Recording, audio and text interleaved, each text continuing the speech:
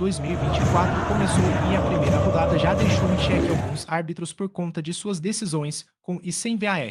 Também gerou interrogação sobre gramados de alguns estádios e ainda reforçou o alerta a respeito do choque de cabeça entre jogadores. Fila de reclamação contra a arbitragem. A primeira rodada já trouxe uma fila de clubes prometendo reclamação junto à CBF por conta de decisões polêmicas, para dizer o mínimo, da arbitragem. Atlético GO, Grêmio e Atlético MG foram os mais insatisfeitos. O protesto do Grêmio envolve um pênalti não dado por Flávio Rodrigues de Souza, mesmo após o VAR recomendar a revisão do lance. A interpretação do árbitro, Lucas Piton, do Vasco, tocou com o braço na bola sem intenção. O time goiano detonou as principais decisões de André Luiz Quetino Policarpo Bento, principalmente o pênalti sobre Bruno Henrique, que resultou na expulsão direta do lateral Maguinho. O atacante saiu sangrando do lance. O clube contestou ainda o vermelho direto ao técnico Jair Ventura. Da parte do Fla, a reclamação menos incisiva foi pela não expulsão de Alejo Cruz por acertar o pé no rosto de Ayrton Lucas. Já o Atlético MG criticou Lurilino e o VAR por não intervirem para expulsar Fagner após uma entrada de sola no joelho de Zaracho.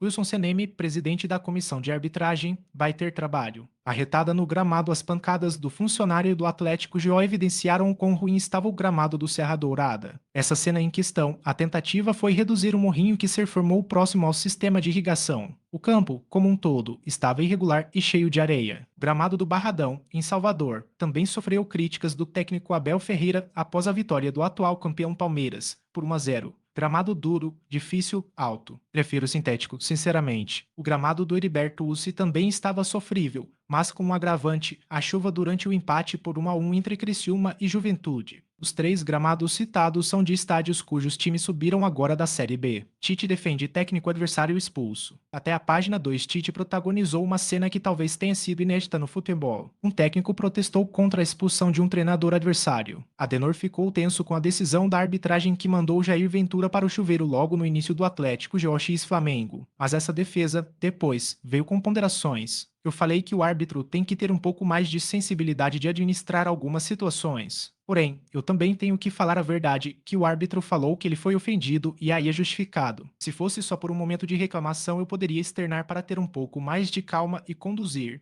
Mas aí teve um outro incidente, disse Tite. Segundo a súmula, a expulsão de Jair se deu porque ele disse: dá cartão, seu filho da P protejam as cabeças. A primeira rodada foi tensa para alguns jogadores por conta de choques na cabeça. O novo protocolo de concussão foi acionado em 2 partidas, Atlético GO x Flamengo e Cruzeiro x Botafogo. Assim, os times ficaram habilitados a fazer uma substituição extra. Marlon Freitas, do Botafogo, foi o primeiro substituído com essa prerrogativa. Mas o choque mais sangrento foi entre Vinha e Adriano Martins, que machucou a testa. Kahneman, do Grêmio, inicialmente tinha sido tirado contra o Vasco por essa mesma razão, mas o médico mudou o diagnóstico durante o intervalo. Esse recuo, inclusive, será checado pela comissão médica da CBF. VAR de 7 minutos e cartão de 21 segundos. O que você faria em 7 minutos? Seria possível preparar ao menos 2 pratos de macarrão instantâneo. Mas foi esse o tempo que o VAR levou para verificar impedimento e anular um pênalti para o Criciúma contra o Juventude. Por falar em tempo, o cartão mais rápido do Brasileirão até aqui foi para a Batalha do Atlético MG, 21 segundos. Não por acaso, o jogador do Galo foi expulso ainda no primeiro tempo contra o Corinthians. Panela de pressão. A primeira rodada já deixou o primeiro técnico na berlinda neste Brasileirão. Com Thiago Carpini, o São Paulo perdeu por 2-1 em pleno Morumbi para o Fortaleza. A próxima rodada é contra o Flamengo no Maracanã e a pressão sobre ele só cresce, ainda mais pelo desempenho recente no Paulistão.